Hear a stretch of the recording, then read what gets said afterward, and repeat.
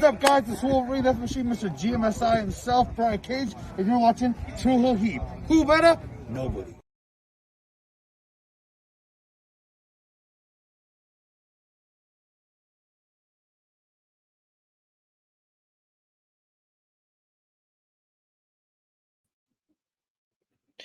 Hello. It is me, your True Hill Phenom, SP3. We are back once again here on the True Hill Heat YouTube channel for another edition of Collision Discourse, reviewing the September 16th, 2023 edition of AEW Collision. I am not joined by my usual co-host for AEW Collision Discourse. Unfortunately, he couldn't be with us this week, so we've got the man who always seems to come in the clutch, like hit the three-pointer. He's in the corner. You always catch him with the three with 3 seconds left. When we need someone to come in, he hits the shot. It is the True Draw, Josh. How you doing? Doing good. Not really surprised it took this long to fill in for just JJ. Organic JJ, a great guy JJ. Ask him. That he seems to change his name every week. Organic, as organic as a bodega. Yes, we are here to discuss AEW Collision as only we can here on the True Hill Heat YouTube channel. We appreciate you if you are joining us for the premiere for this video. We are not with you live, unfortunately. We decided to pre-record since the ladies had the morning slot for this Sunday. So we're giving it to you, dropping a little bit later in the day, but show your appreciation by dropping the thumbs up on this video. Share this video with all your wrestling fans, friends, and family on all your favorite social media platforms. If you're new to the True Hill Heat YouTube channel, hit that subscribe button, hit the bell to stay notified for all the great content here. And if you like me and Josh talking about last night's Collision, you want to hear us talk about the rest of the week of wrestling, with a crazy week it was, with The Rock returning to WWE, maybe a change in the WrestleMania 40 main event, Jade Cargill leaving AEW for WWE. Just before we started recording, we just saw the news from PW Insider. Jade Cargill is going to be at the WWE Performance Center this week. So yes, if you want us to hear us talk about all of that in depth, check out the True Hill Heat flagship podcast, True Hill Heat 243 Rock Defection right now. I thought it was an excellent episode, and always love when Josh can join me and Chrissy Love on the show. So check that out right now. But we are here to discuss AEW Collision. As always, let's start off with your overall thoughts for this episode of Collision, Josh. I thought it was solid. I thought it was a solid episode. I thought this blew away the expectations, because I saw everybody saying how much of a weak lineup they thought this was. And it honestly was one of the better episodes, in my opinion. I thought they had their focus on Grand Slam and Wrestle Dream and building stuff for the future. And I thought it was one of the better episodes.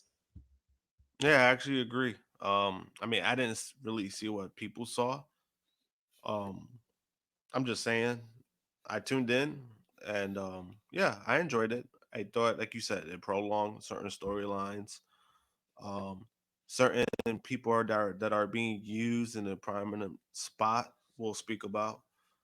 Yeah, it was a overall good episode. However, there were a few batches on the technical standpoint You that telling me?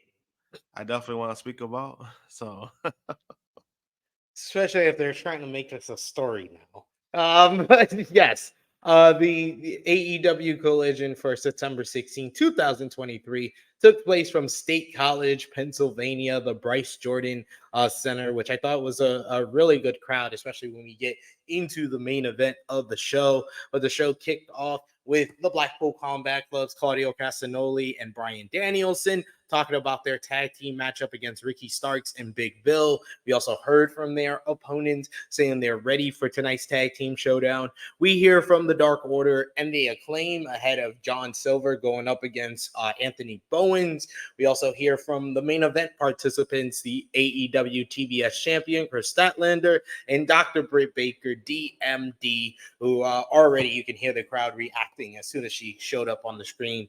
Any thoughts or comments on the opening promos this week? I thought they were fine. Is usually, I think when I watch Collision, I noticed that too. I noticed that's the difference between Collision and AEW. Does kind of remind it kind of does give me an old school feel, and that's Yeah. why I kind of like it. But yeah, I actually like just having them do that just for to kind of see like what's looking forward to the show, because there's some people who may not know, don't look at the card, don't look at social media, so then you kind of get an idea of what you're expecting tonight. Yeah, right off the bat, you kind of know what you're getting. And if you pay attention to the video, the opening video, they always tell you who's the major players on the show. So I do like that about the Collision opening. The show opened proper with in-ring action as it was Ricky Starks and Big Bill going up against Bryan Danielson and the Ring of Honor World Champion Claudio Castagnoli in tag team action. This was a solid opener to the show. You kind of had Big Bill playing the monster role once again, kind of overpowering both Claudio and Bryan Danielson, while Ricky Starks would take advantage of the fact that he had this tag team partner and start coming in with like blows to Danielson when he was already down. It was crazy seeing Danielson in the ring with Big Bill, because I remember their rivalry from back in 2018 in WWE. And the farthest thing I wanted at that time was Bryan Danielson being in the ring with Big Cass. But Big Bill and Bryan Danielson, I'm all here for. And I thought they played the role and told a good story as far as Big Bill in this matchup. Really didn't even get off his feet until Claudio Castagnoli was able to lift him up, put him on his shoulder for a TKO. He wasn't able to take advantage, though. Tags into Bryan Danielson. We had a tag into Ricky Starks. While the referee is distracted, Ricky gets a low blow on Bryan Danielson, and then he follows up with Rochambeau for the 1-2-3. This match goes 16 minutes, 36 seconds. Bryan Danielson having a match, you know it's going to be good. I thought this was a very good opener to the show. Ricky Starks scoring a huge win over Bryan Danielson, and he can say in the past 2 months, he has pinfall victories on Collision over CM Punk and Bryan Danielson, and that says a lot, and that does a lot for Ricky Starks' stock, which was not on the rise before Collision started, but seems to be on the rise ever since. What did you think about this opener here and Ricky and Big Bill getting the win? It was a great match. Right team won, just because you want to give that momentum to Ricky for something. You got to give him something, and I think this was a good move. Big Bill, far better than Big Cass. I'll tell you that much. That's why I don't mind the name. I'm like, fuck it, I'll deal with the name. Um, but yeah, like I feel like he's being used as like a real true big man. If that makes any sense, like I feel like they use his strengths really good when it comes to like his actual matches, and it actually being believable. I think that's the biggest thing, because I think that's what he was missing when he was in WWE.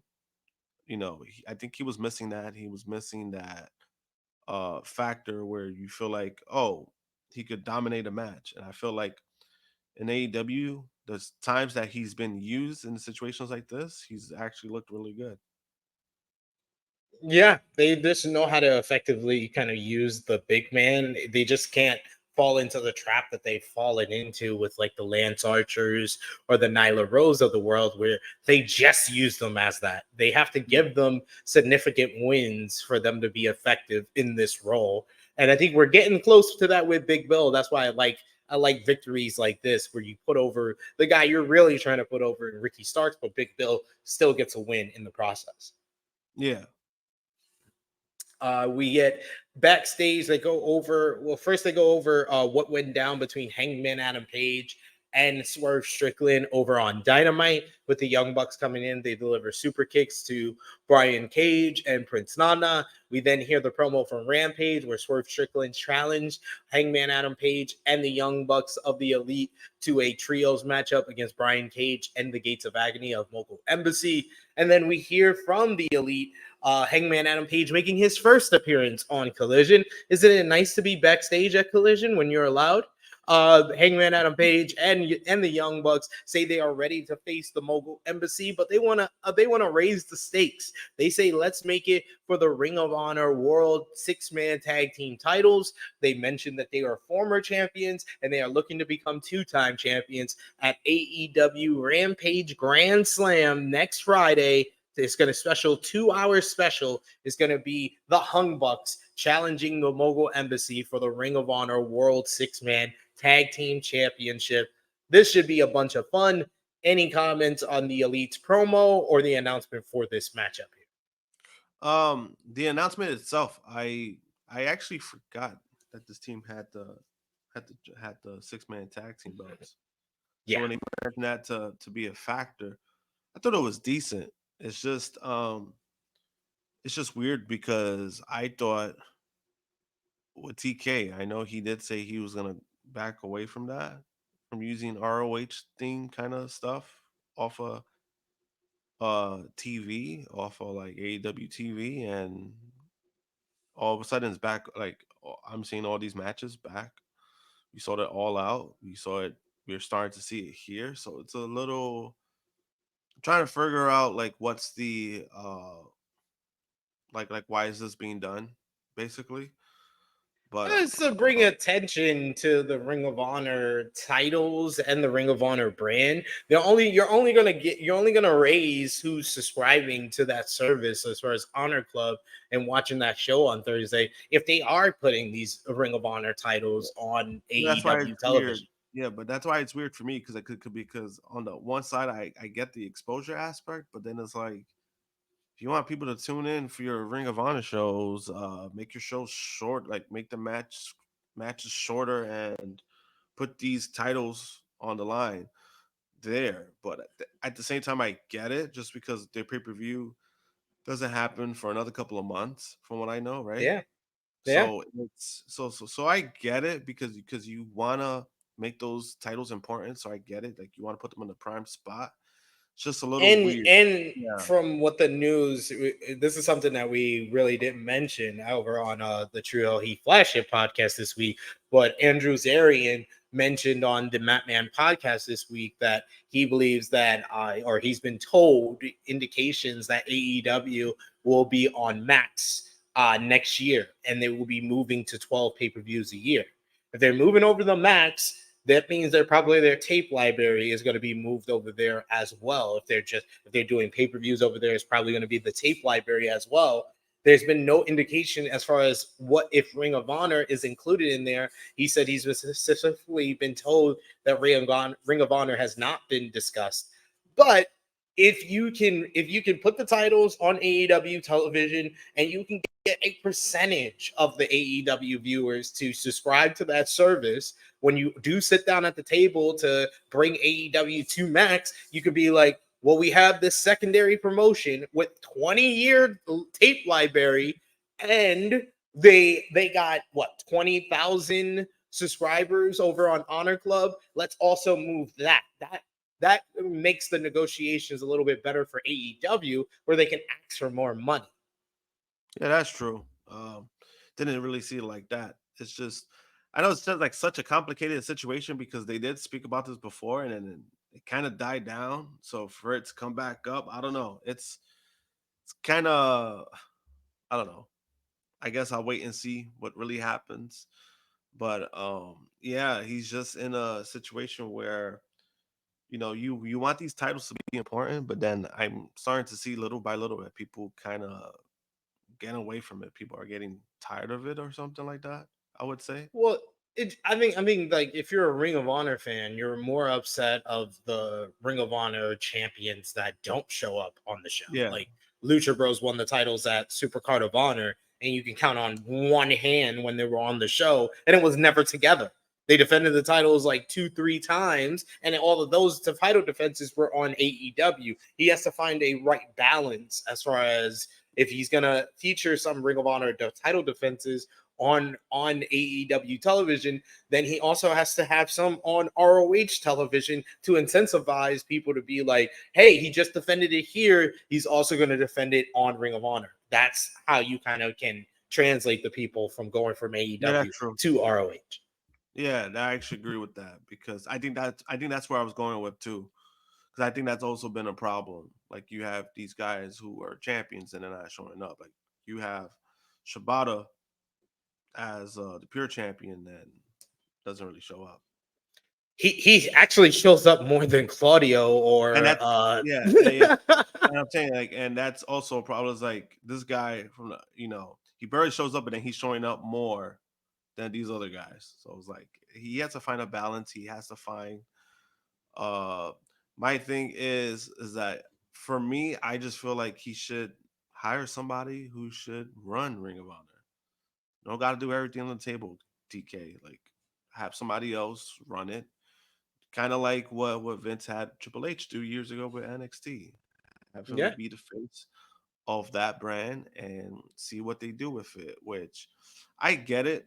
TK wants to hold on. I get it, just because it's something he feels like he needs to be responsible for. But at the same time, if there's too much on the table, then you got to trust somebody. You got to find somebody within the business that you feel like you can really trust them, or even build a relationship with somebody, and then you give them the reins to Ring of Honor and see what they do with it. Yeah, like, honestly, I would say just give all Saturday night tapings to Bryan Danielson. Because Bryan Danielson's been helping out with Collision. Just give him Collision completely, and then give him Ring of Honor as well. You just focus on Dynamite. Yeah, I actually agree with that. We get next Powerhouse Hobbs. We hear from him where he talks about the next chapter in the book of Hobbs is about destruction, and whoever is in his way will be destroyed. We then follow up with his arch nemesis, Miro, who says that Powerhouse Hobbs should be thanking him for not making Hobbs humble. They'll have to meet up again, but now he needs to talk about his hot, flexible wife. How dare you, God, put her to tempt me. Miro says he is ready to hurt anyone else who won't be redeemed. He says that, God, you have forsaken him, and now he is the person that everyone prays to. I love Miro on with these vignettes and promos. It's just so over the top that it works. What did you think about these two back to back? Oh yeah, no, they're great promos. I think Miro. I didn't know Miro was this good on the mic until he actually came over to AEW. They started taking him more seriously. Um, I'm interested to see, like, where this really goes, like, where the thing goes between him and CJ Perry, just because it's interesting. And to me, it would have been hilarious if they would have evolved that storyline that happened right before he left WWE. Yeah, that would have been hilarious. But it kind of seems like they're going a different direction. Kind of just seems like he's going in a direction where, he basically abandoned everybody because he feels like, all that stuff about God. So it seems like they're going in a different direction, which is not necessarily bad, but that would have been hilarious if they would have used that. But I think he's been really good on the mic. I think he's really showcasing how good he could really be. 100% agree with you. It's showing his range as a character that we didn't see before. So I've been enjoying this whole Miro run from the very beginning. But next up, we get the AEW World Tag Team titles up for grabs. It's FTR defending against the Iron Savages. This was an open challenge. The Iron Savages accepted last week. And this was basically a sprint. It was 3 minutes, 16 seconds of all action. And it was Iron Savages. Early on, you get Jamison talking trash to FTR. So before the bell rings, they deliver the Shatter Machine to him to take him out of play. We then get Wheeler. He gets planted by a top rope splash. Iron Savages run wild for a bit here for a good 2 minutes before FTR is able to cut them off. Bronson misses a moonsault. They hit the Shatter Machine on him, and then they hit Bear Boulder with the big powerplex, the superplex into the top rope splash for the 1-2-3. FTR retained the AEW World Tag Team titles. After the matchup, the Workhorsemen, Anthony Henry and JD Drake, come out and confront FTR, basically accepting their next open challenge. And we also see Aussie Open watching all of this from backstage. It is made official later on in the show. It will be FTR versus the Workhorsemen for the AEW World Tag Team titles. And my God, I can't wait for this matchup, because if people are Jim Cornette fans and want to be taken back to the 1980s on AEW television, this matchup will do it. These are two old school teams that is going to have a very old school story driven matchup next week. Hopefully they get a lot more time than the Iron Savages and FTR got here, but I thought it was a good match for the 3 minutes that we got. But what do you think about FTR Iron Savages and then the Workhorsemen stepping up? The match, Brent, the way I pretty much expected it to go, that I expected to go that short, probably not. But I mean, it was more of an angle. I just took it as more of an angle than anything, just because of what happened after. In regards to this group coming out and challenging, I'm fine with it. The only part that kind of I felt bad for them where when the crowd started chanting, "Who are you?" It got Yeah, I kind of did hear that. it got kind of awkward because I mean, honestly, I've always been a fan of JD Drake. I think he's one of the good guys in the wrestling industry. So every time I see him on TV or see him getting an opportunity for something, I'm like always like legit happy to see that. So hopefully that this is a situation. Maybe I don't want to say they make the best of it, but they get out there. They do what they got to do. Um, yeah. So I mean, it's kind of what I expected, and it's probably gonna go the same way. To be honest with you, if this is gonna happen, I think just because of what Aussie Open said, I think it's gonna probably go similar to what the 3 minutes. I think it's gonna go similar. Yeah, I'm hoping they give them at least like 8. Give them like 8 minutes. You can have a good to great matchup in 8 minutes, but you can't in 3 minutes. I hope they get a little bit more time, because at least there was a little setup for this, at least.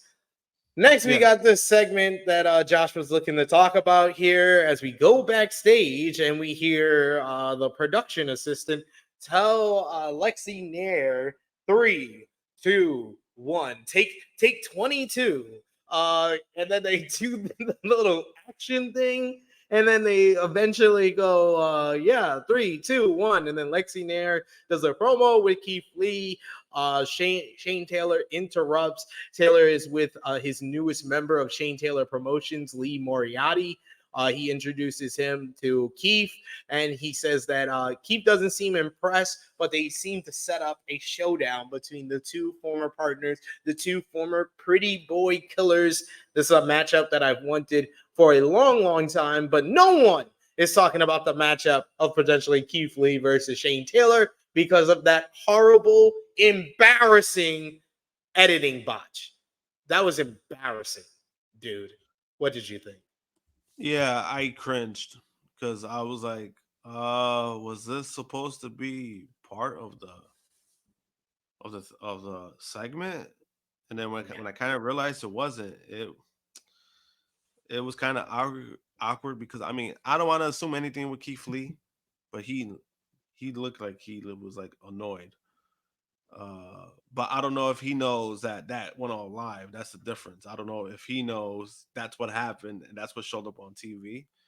But it's just the overall thing was kind of bad, just because it took away, like you said, it took away from the whole Shane Taylor thing. Like Shane Taylor's been being used a little bit more, and I guess he's putting his group back together. Right? He's getting new Yeah. members. He's putting his group back together. Um, that kind of took away from it. And that's the bummer part about it. It's like, fuck, like you want Keith Lee to feel important, or you want to start using Keith Lee more. And this is, it's unfortunate. That's the You only way I can can't really say it. you can't afford botches like that when you're trying to kind of revitalize a guy like him. It's just unfortunate that it was him that had to be a And part of this yeah, segment. and to add on to that, that wasn't the only botch that Oh no. happened. That wasn't the But only but at botch. least that one, I feel like that one they put in there to make the last one seem like it was a part of something. I hope so. I hope so. I hope so. I only say that because Big Bill reacted to it. Oh, all right. Yeah, that doesn't make sense. But I'm like, it just looks bad. It came off like really bad. That's the only thing for me. It's like, what are we doing? Is there a point to this? Is this gonna go anywhere? I hope Um, so. I hope so. I hope so because they can't. It's like, guys, you can't be making these kind of mistakes. Not this no. far in the game. You cannot be making these minor mistakes at all. Next, we get John Silver of the Dark Order going up against Anthony Bowens of the Acclaimed. The Acclaimed come out. Max Caster and Daddy Ass come out with Anthony Bowens for this matchup. But John Silver has the contract that was signed for the matchup in hand. And he says, first of all, he Googles scissoring, and you guys are doing it all wrong. That line was great.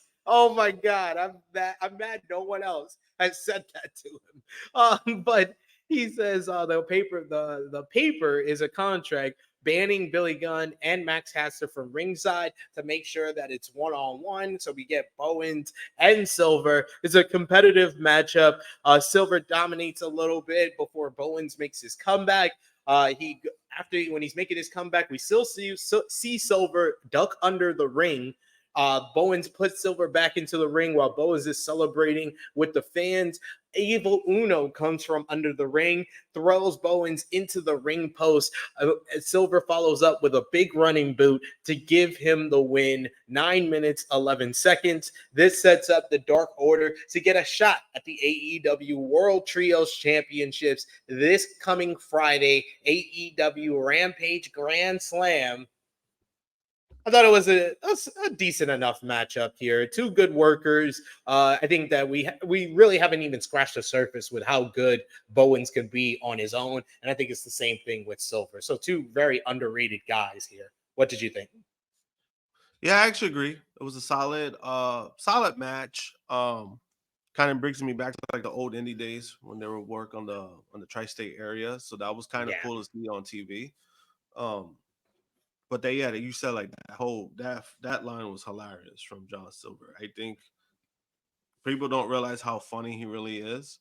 So like him coming up with that, I'm not really surprised that he came up with that because he does say like a lot of insane things, especially when he's on Being the Elite. So it was kind of funny to see something like that on TV because he usually trends the lines when it comes to that. Yeah.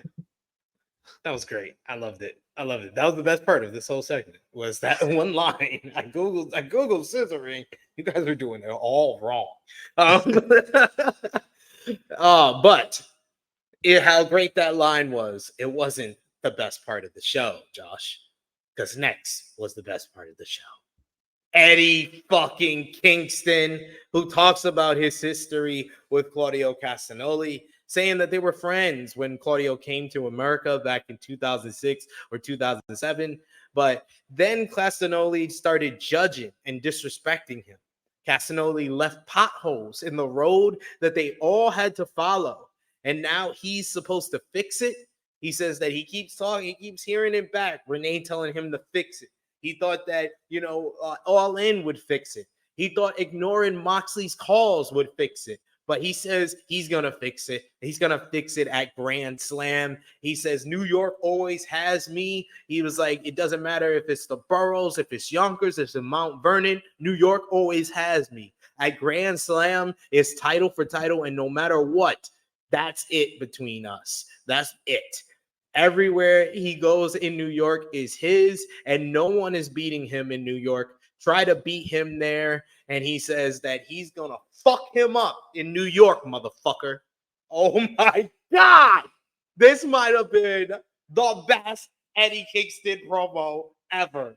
And that says a lot. That says a lot because I thought Eddie Kingston would never top this Tony one. Khan! This is also on you! Because you can stop this! He did. He topped it. This promo, oh my God, so much passion. And it made it feel like that was the most important match that he could ever have, the biggest match of his career. And this is the promo that me and Jimmy wanted on Dynamite. One of our big complaints of Dynamite was they didn't give Eddie Kingston the opportunity to cut a promo. I do like the fact that Dynamite, Rampage, and Collision feel very much connected now in everything and how they're telling stories. But this promo should have been on Dynamite. I'm sorry. The most people watch Dynamite, the most people needed to watch this promo. That's my only nitpick for this amazing piece of art. A generational promo from a generational talker in Eddie Kingston. What did you think, Josh? Oh, I agree. He dropped a couple of F-bombs, which I wasn't really expecting. I like the part where he kept telling the person, like, don't edit this out. Yeah. He said it like 3 times, like, don't edit this out. You know, Fucking idiot. He was just like telling his story. He was telling his story. No, it was great. It made the match feel really important. And I think that's the part that counts for me, is like he knows how to make certain things important. In regards to not being on Dynamite, I get it. It should have been on Dynamite. It's one of those things where the complicated situation that they're in now, because they have 2 shows, I get it. I get why you want to use certain things for Collision, certain things for Dynamite, because you're trying to draw the more people in when it comes to Collision. However, if you're promoting a card for the show itself, then that should have been on Dynamite, because it's Grand Slam, it's Dynamite Grand Slam. So that should have been on Dynamite. That's the only problem. That should have been on Dynamite. So I agree with that. Yeah, it's like I love this promo, but like I was just like my first thought when he was getting into the nitty gritty of this was he couldn't have said this to Claudio when he had him right in front of his face. Like you could have done this promo, but he did the same thing you did on Dynamite, but just stay with it for They 2 should have more done it minutes. backwards. They should have done it backwards. Yeah, they should have done that stare down here I after think they the they BCC should have match. done it. Yeah, they should have done it backwards, because then that would have been basically Eddie did all his talking on Dynamite. Now he ain't talking no more. He's just waiting Yeah. until next week. And I think that's the only thing they should have done, even though both things I think were great. Like him to stare down. You're actually right. Yeah, if they swapped it, that would have been Yeah. much better. That would have been much better. Yeah, because at that point, Eddie Kingston, he don't gotta talk no more. Like he said what he said. He's like, there's no more talking. And I think that's the only thing I would say they should have done it backwards, even though I do feel both things were great. The stare down was hilarious because they were so focused on like Phoenix and Mox like brawling out that you don't even notice until they zoomed in that they just like staring at each other. He just standing there while all that shit is going on. So I mean, both things were great. I just thought backwards, I think would have even like really elevated it. Agreed.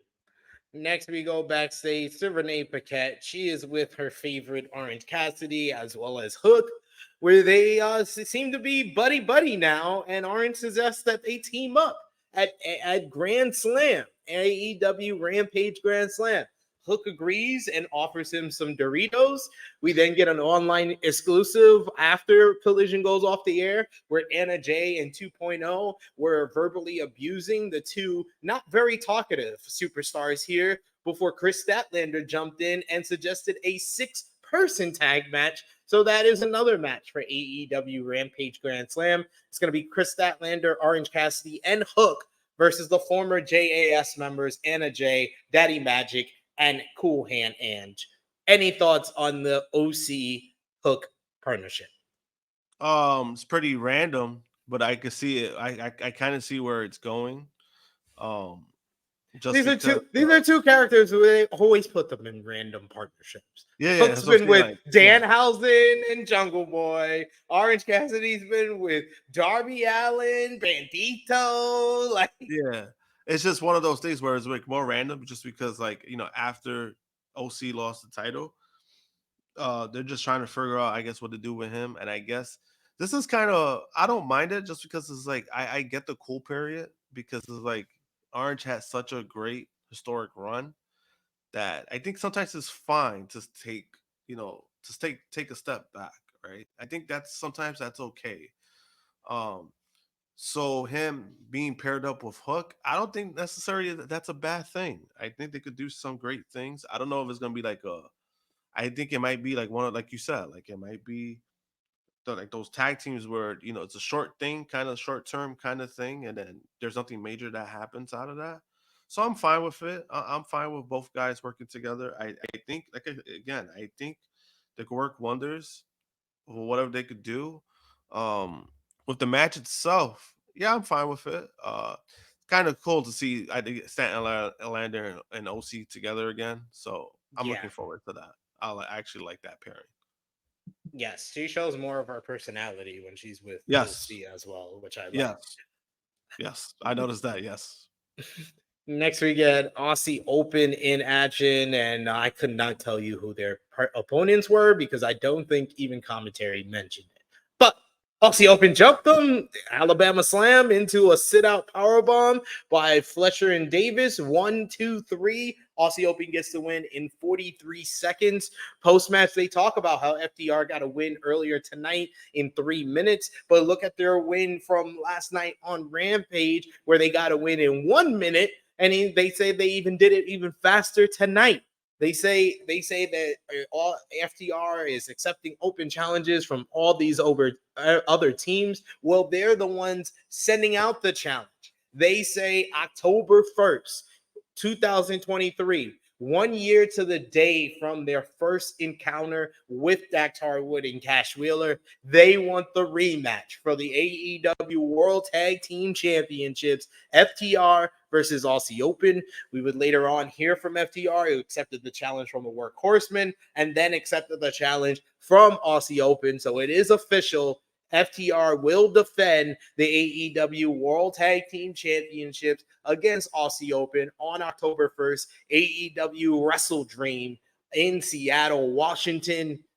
I am so looking forward to this matchup. But this matchup, along with Bryan Danielson versus Zack Sabre Jr. On this show, basically is making me feel like this is Forbidden Door 3. This is all the matches we were supposed to get at Forbidden Door the last 2 years, and we're getting it at Wrestle Dream. I do peep game, Tony. I do peep game, but I like Aussie Open making the challenge. But the big elephant in the room of all of this is, why the fuck did Tony have Aussie Open lose to like sex gods? Yeah. That's where, yeah, that's where I stand on that too. But when I said beginning of the show, like, there was a prominent team that I was like, they finally getting some kind of opportunity. It was Aussie Open, because I was like, they've been after they lost the titles, they kind of been in a weird spot to me. Even though they kind of started going, they started running it back again, getting these short victories.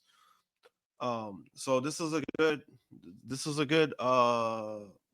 match for them. Good for, finally, it's like, wow, kind of been waiting for this. And I thought the fellas did a good job of mentioning the whole thing about like the October 1st, like a one, like, because I was kind of wondering, I was like, where is he going with this? Like, why is he mentioning the whole date and year? But then once he mentioned it, it kind of made sense. So I thought they did a good job doing that, and it kind of made that feel important when it comes to Wrestle Dream. The only down, it's just funny because since FTR already has a tag title match, now you already know what's gonna happen. So it's like, it's funny, but at the same time, I'm like, I get it. Like, I get what they're doing. But I'm looking forward to the match. I was like, this card is looking really good. Wrestle Dream is looking way better than I expected.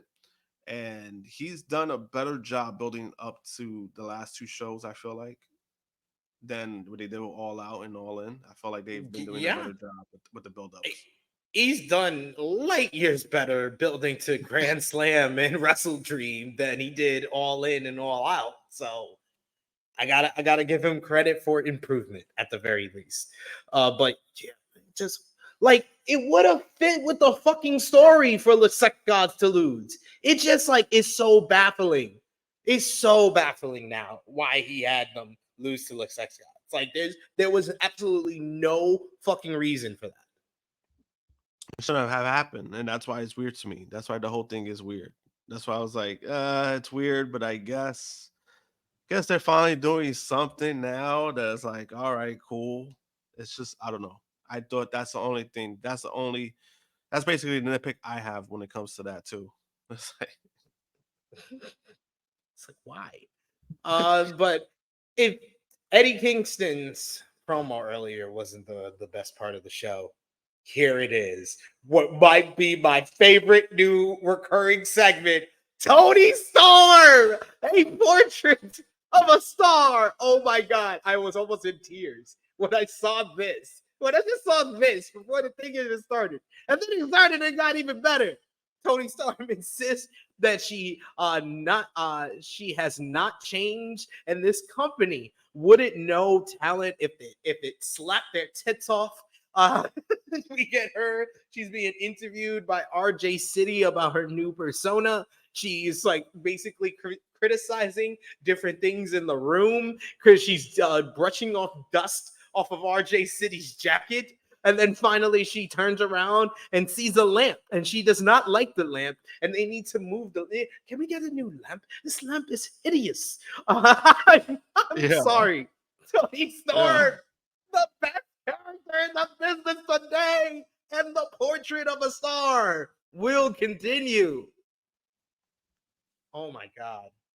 When did this like this is like one of the most amazing things. Amazing things. Tony Storm's transformation has been one of the best things in women's wrestling, in my opinion. What did you think about this segment here, Josh? it was hilarious. She's been really great at this role because I did not expect it from her. I really did not see this coming. I kind of expected this more for like Saraya, to be honest with you. So for them to go with Tony when it comes to this is just hilarious, and I feel like it's really done her wonders.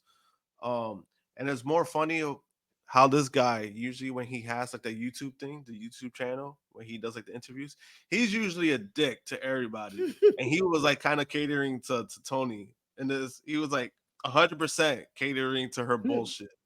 Yes. It's great. She picked the perfect person. RJ City is a perfect person to play off that character too. So yes, this is a thumbs up for me. Tony Storm is great. Next, we had Scorpio Sky talking about how he's ready for Andrade El Idolo tonight. And then we go into that one-on-one matchup. Scorpio Sky going one-on-one with Andrade El Idolo. These are two guys who have been advertised for Collision since the very start, but have kind of not landed on something consistent to keep them on television. They are kind of the juxtaposition to the Ricky Starks and Jay White and Bullet Club Gold of the world. They haven't really, they gave Andrade the whole House of Black rivalry, and then they just killed that off because House of Black had to drop the trios titles to the Acclaim. Scorpio Sky, they were doing vignettes. He had the match with Action Andretti. Then he's off TV for the next 6 weeks. This match here, solid affair. It got 9 minutes, 10 seconds. Andrade worked over the knee until he was able to capitalize, puts on the figure four, transitioned into the figure eight to get the tap out win. Andrade shows respect to Scorpio Sky, showing that this new attitude that he's been showing over the last couple of months.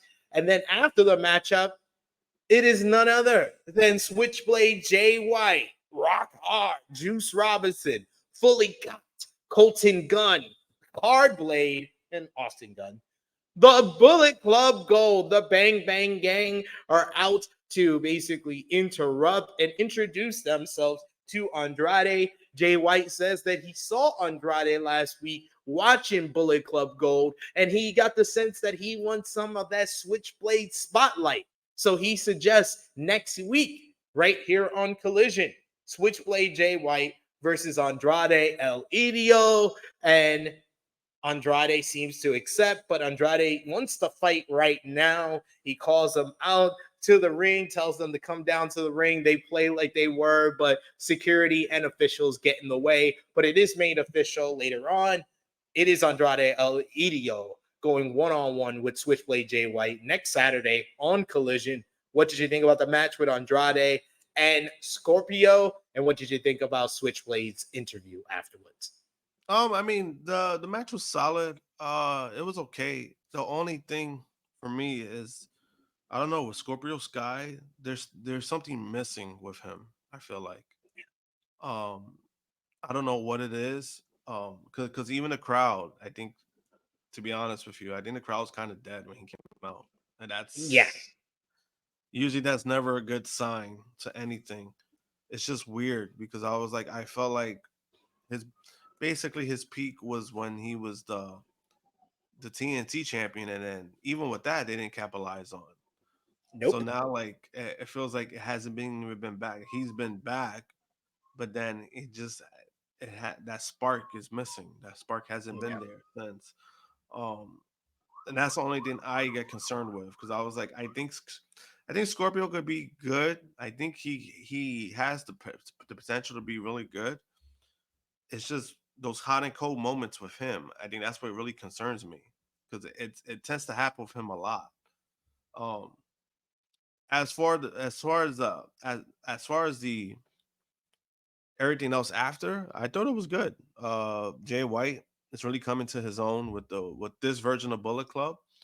It's more of, I don't want to say more comedy, but you kind of see it's more upbeat. It's definitely a different feel from Yeah. like the New Japan Bullet Club, like how they used to run stuff and how they do things.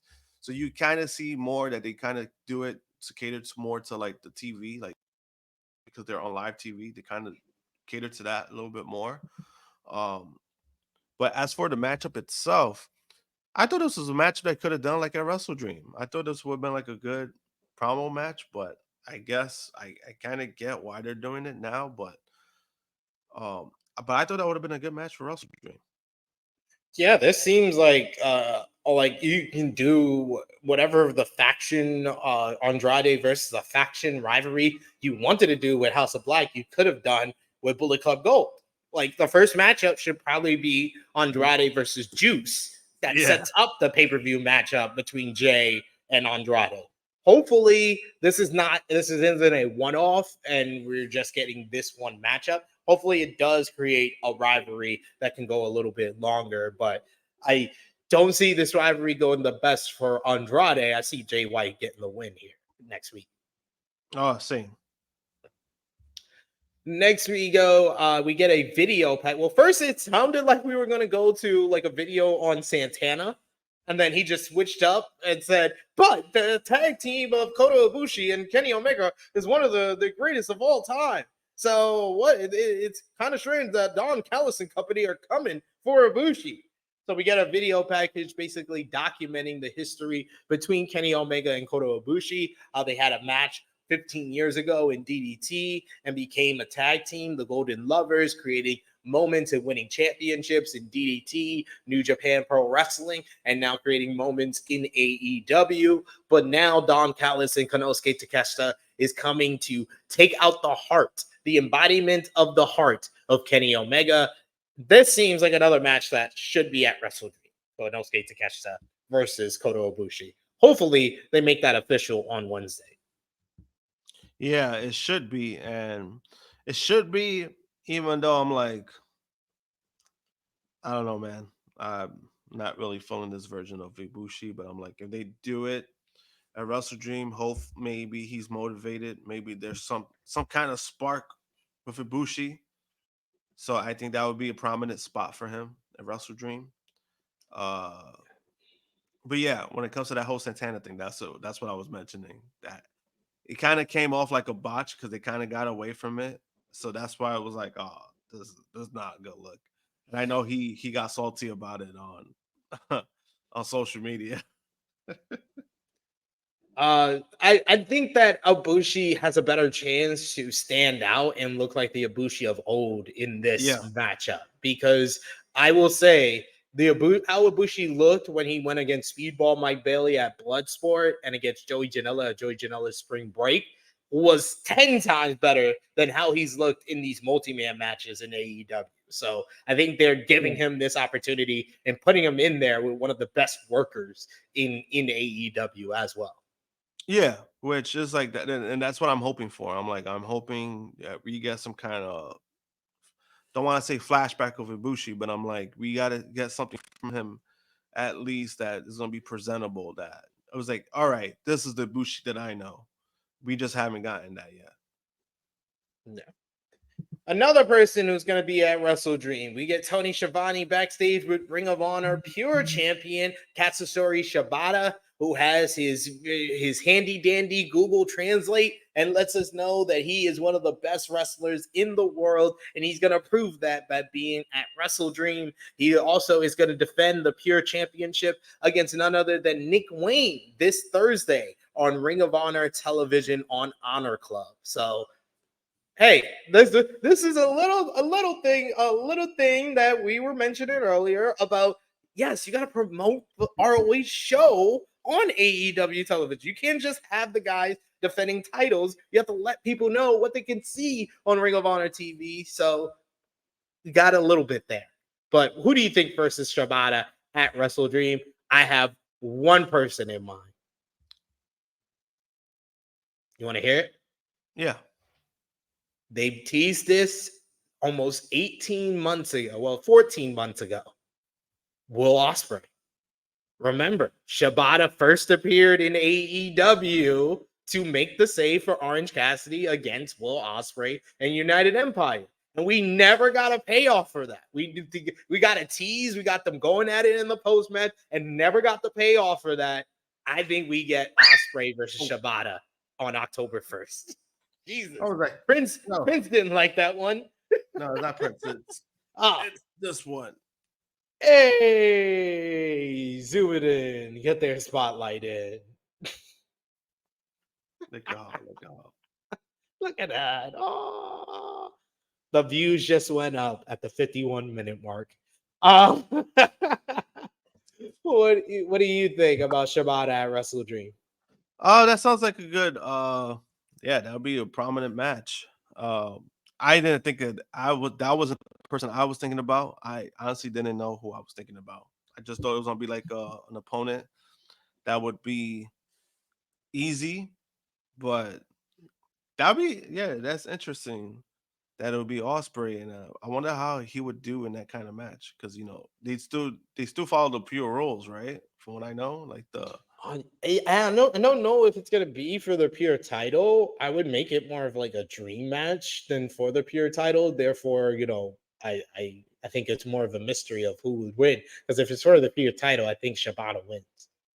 Yeah, so I would say if you make it a non-title match, then Ospreay is winning, and I think that would be good. That would be good for him.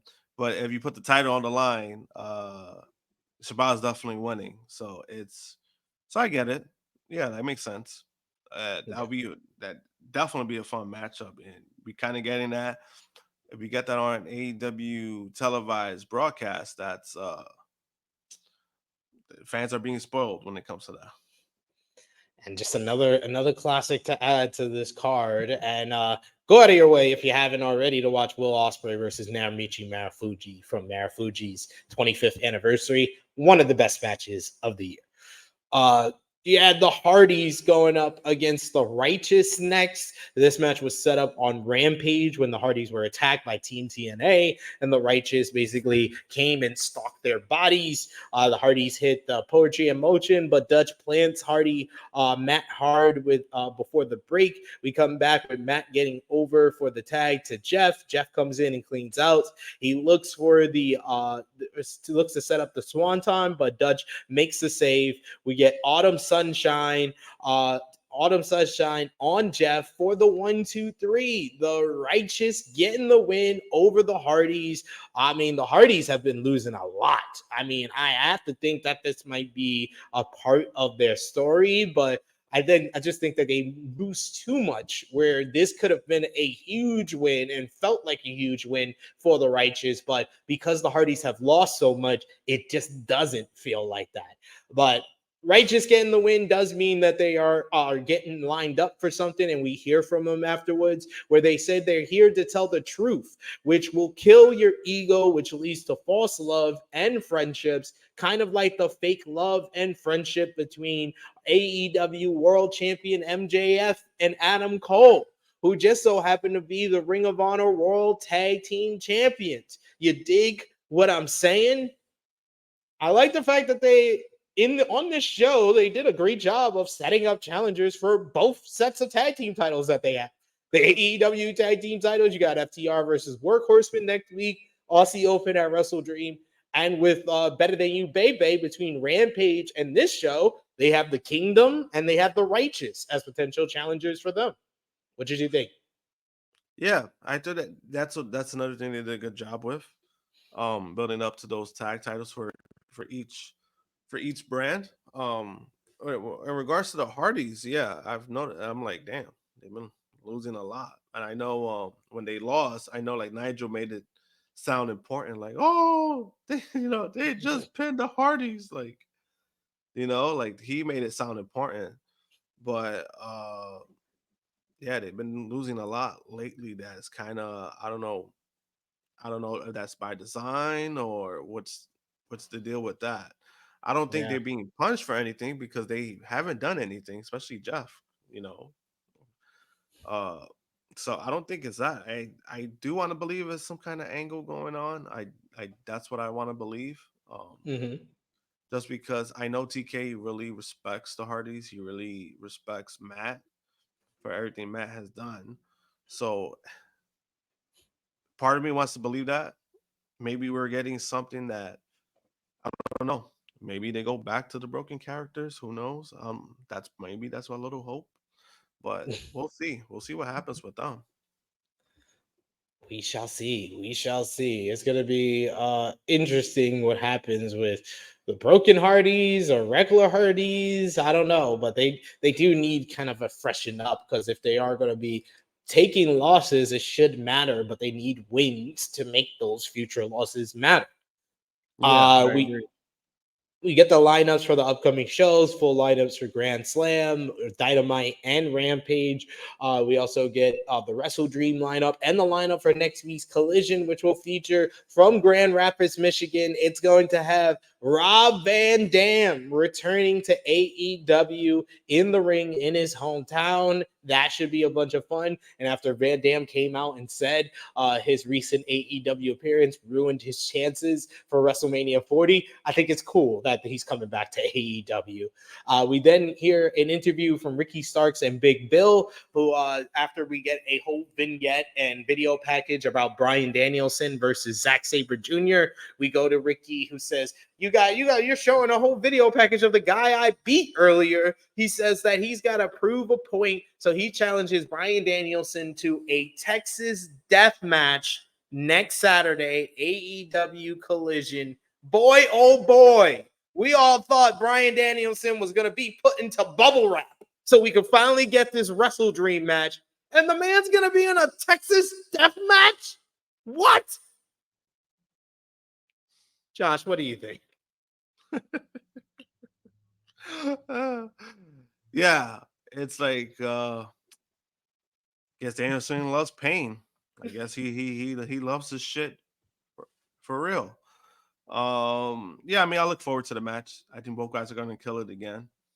Um the only thing I would say is that I think the theme, I guess, with Texas Death matches is kind of like I feel like it's been kind of overused in AEW, if that makes any sense. Like, the whole concept of it. But I get why they do it, especially like if it's like a big send off kind of match. And technically, this will be like the third interaction, right, between Danielson and Ricky Starks. They had the strap match, then they had the match last night where he got pinned, and then now this is like basically maybe like the The send off trilogy. or the finish. Yeah. Yeah. So I get why they do it. But I think this is a match that definitely needs it, and that'll be fun to watch. Just because since you already did the strap match, there's no point in having a regular Yeah. single match. There's no point of that. That's kind of thrown out the window. So I get it. In regards to the announcement of RVD, that's cool to see.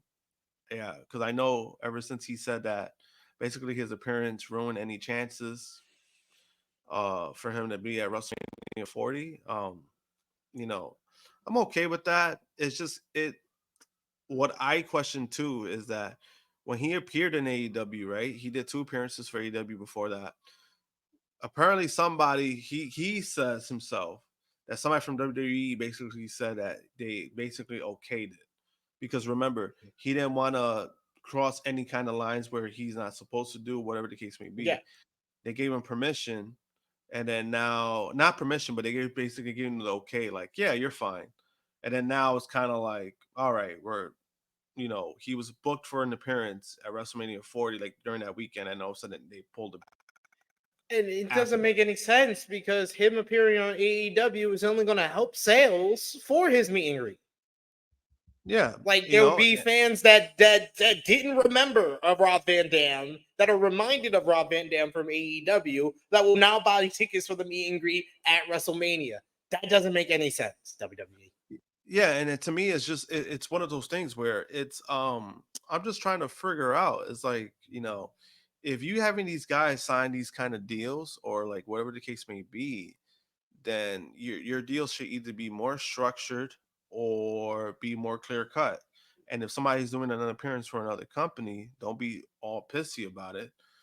Even though technically, these two Team D3D, they had their match at Impact Impact 1000. 1000, and then before the taping, like a day or two before the taping, they signed Legends deals with WWE. Yeah. So it's I don't know. I think it's a complicated situation. And RVD is just a cool motherfucker. Like he doesn't do anything to nobody. You know what I mean? Like he doesn't do anything to nobody. Like he's just chilling. He's doing what he got to do to make that money. So that I just don't get it. But I look forward to him seeing him back in AEW, and then if he has another match, that'd be cool. Because I thought he had a solid match with Jungle Boy. So anything RVD is doing, man, I'm okay with it, man. I love RVD. Like I said, he's like legit one of the coolest people in the business. Whatever way, he's a hustler, so he's gonna do whatever he got to do to make that money. Can't wait to see Tony Nese lose to Rob Van Dam. Now you know it's going to be Tony Nese, y'all. But yes, you get next Dr. Britt Baker DMD coming out for our main event as she challenges for the AEW TBS Championship at her former alma mater, Penn State University, State College, Pennsylvania. She challenges the TBS champion, Kris Statlander, just 24 hours after Kris Statlander finally defeated Jade Cargill, the only woman to defeat Jade Cargill twice ever.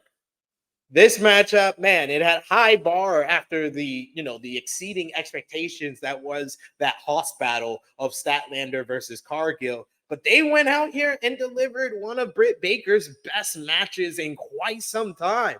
This was a hard-hitting matchup. It felt physically intense. But most of all, I thought the crowd really elevated this because they felt like they made this feel like this is the matchup that they came here to see. And this was the first time since like 2021 that Dr. Britt Baker genuinely felt like a major star for AEW. They treated her like a major star during her entrance when they introduced her, and then they presented her as such in this matchup. The near falls were great and well done. Both women had some great facial expressions, and their selling was on point throughout. And I love the finish where Baker kind of went into our whole toolbox, where Statlander reverses Panama Sunrise, then Baker reverses Saturday Night Fever into a roll-up for 2. Baker then follows up with a Canadian Destroyer into the Angel's Wings, into a curb stomp for a very, very close 2 count. Then we get Statlander finally finally gets Britt up, but Britt's able to reverse that into an octopus version of the lockjaw.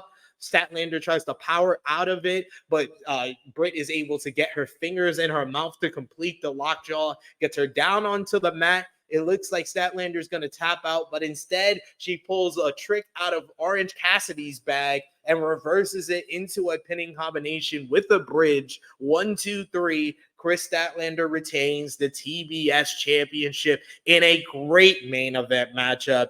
They really had me with that finish there. That finish had me like, oh shit, they might actually do this. But I'm glad they made the decision to keep the title on Statlander, who honestly, I said it on Twitter, I will say it here, is putting together one of the best title reigns for a woman in AEW history. Like, you can tell me you love the Riho's reign, you love Cheetah's reign, you love Britt's reign. I think that Statlander is up there with all of those reigns so far from women, even Jade Cargill's year and a half long reign as TBS champion. We also get a little tidbit into what's the future for Kris Statlander as the House of Black's Julia Hart was watching from the press box above, and we see a show of respect between the two baby faces to end the show with Dr. Britt Baker and Kris Statlander hugging and then raising each other's hands as we end this show. The first ever AEW Collision women's main event. Britt Baker making history because she's the only woman to main event Dynamite, Grand Slam, Rampage, and Collision. She was in the first women's main event for all of those shows. And this was the best match she's had in a year. I would say this is the best match she's had since Thunder Rosa beat her for the AEW Women's World Championship. And just Kris Statlander, boy, oh boy, like she has really kind of raised her stock in 48 hours with that match with Jade Cargill and then this match here. Love this. This is one of my favorite matches from the entire week. What did you think, Josh? Same thing. I thought it was definitely my match that night, to be honest with you. They both ladies worked very well together. Um Kris, she's really getting on her, like she's really finding her stride. I've been happy to see that because this is kind of what they wanted before she got injured. Remember, she was kind of getting Yep. up there, she was kind of getting her momentum, and then unfortunately the injury happened and it just prolonged everything. So now she's starting to look like the person that they wanted her to be before she got injured. And to me, even so, I think it kind of makes the Jade situation look even better, like when he did in Double or Nothing, because now you're starting to see, like, all right, she's been having this great reign, she's been having these great title matches, and on top of that, she beat Jade Rampage, so it's making her look even better now. Like it's making her look like a prominent champion. Um, but I mean, even though I always thought she was great, I think she always had like she always had a ceiling to hit, and I always felt like she was that good. So to see that now has been great, and I think that's part of the reason why she kind of got away from like her character. Remember like when you said about her personality? I think that's probably why she got away from it. Because now she's being taken more seriously. And I know that's kind of what she teased before. Remember when before she got Yeah. injured? She was getting Yeah. away from that because she said she wanted to be more serious. And now you're really starting to see that. So I think that benefits her a lot compared to somebody who, has a gimmick change and then they're not the same. They're just bland. And I think this version of her has been fine just because that's all you really need. She's been a kick-ass champion, and that's what you kind of just need at the moment. Yeah, if you can produce like strong matches, that's really all you really need. And I think that the AEW is kind of realizing that with the Orange Cassidy reign, that if you just consistently present them as a fighting champion and they're having these good to great matches, they're gonna get over, they're gonna get elevated, and the title is gonna get elevated in the process. And I think we're starting to see them kind of put that all together and figure that out with Kris Statlander's reign here. Yeah, and I think that's an important thing that they need to do. Uh, you can say with the TNT title, even though I think what Christian and Luchasaurus is doing is fine, just because there's more Yeah, story, it's more. But then also it is bringing attention to the title if you really think about it, because Christian has been so great in his role, yeah, even though he's not that even is the true. champion himself. It's kind of bringing more like eyes to that. So I think it also depends on like the situations of what who's champion, right? If somebody's more about gimmicks or more about storytelling, more stuff like that, then you focus on that. If there's somebody who's just a great wrestler, then you present them with that. You present them as a fighting champion, and I think that's what they should go with. That's kind of what hurt Warlow's kind of thing too, because should have presented him as a badass, just dominate everybody, and we never really saw that. Even though he's been the champion, what, 2 3 times, we never Yeah. really truly saw that. We saw moments, we saw a glimpse of that, but we never saw that. We never saw that peak, unfortunately. And I think Yeah. with Kris and with OC, like you said, I think that's the formula they should go with. Yeah, we've seen it before with the TNT title, whether it was Darby's reign or Cody's reign, Cody. they could do it Yep. with that, but they seem to be kind of a change in the TBS championship and how it's being presented is happening before our eyes. And I love to see it, but the easy part of this show, let's put our thumbs in the middle, Josh, and anyone who's watching the premiere, watching on demand, you could do the same. 3, 2, 1 for the September 16, 2023 edition of AEW Collision. Thumbs up, thumbs down, thumbs in the middle in 3, 2, 1. Thumbs up across the board out of 10. What did you give the show, Josh? I would say about an 8. I thought it was really good. Like I said, they did a good job building up on both shows, on Wrestle Dream and Grand Slam. That's basically the most important thing. Some guys got shine. Yeah, I thought it was an overall good show. Great main event. Ladies killed it. Yeah. Yeah, I agree with you. And I think they did a great job of jam packing next week's collision as well. When you have pretty much 3 different matches that could main event that show with the FTR workhorsemen. If they gave that time, that could main event. Plus, it's for the AEW World Tag Team titles. The Danielson Starks rematch, Texas Death Match, and then Jay White and Andrade. Any of those matches could headline Collision next week. So they did a great job of building to next week's show, Grand Slam, and Wrestle Dream. So yeah, I agree with you. I give it an 8 out of 10. Thought this was one of the best shows in the last couple of weeks for Collision. Who is your MVP for the show, or as we call it over on AE Ramble, the Maxwell Jacob Friedman Most Valuable Player? I'm gonna give it to Kingston, and I'm gonna give it to the ladies. Both the ladies. They both killed it last night. I am going to give also a co-MVP to Eddie Kingston, Tony Storm, and Kris Statlander, because Tony That's Storm also and fun, yeah. Tony Storm is the best character. Eddie Kingston gave us the best promo, and Kris Statlander gave us the best match. So our Kenny Omega versus Bryan Danielson match of the night for me, Kris Statlander versus Dr. Britt Baker DMD. Great women's match. These two women have great chemistry, because I would put this on par with their All Out 2021 women's match, which still to this day is like top 2, top 3 women's match AEW's ever done on pay-per-view. Oh, I agree. So you got Statlander and Baker as the match of the night as well? Yeah. All agree there. And the Antoine Khan Least Valuable Player Award, who did that go to for you? Production team. I'm going to see co-LVP to the production team, and you made a great argument. So my LVP is Scorpio Sky. Like the fact that he was left off TV for 6 fucking weeks and then came back and lost a 9-minute match to Andrade doesn't make me hopeful for this run for Scorpio Sky. He needs something, man. Like I said, I think the guy could be good. We've seen glimpse of it. We've seen. I think he's a better heel than a face, and I think that's been obvious.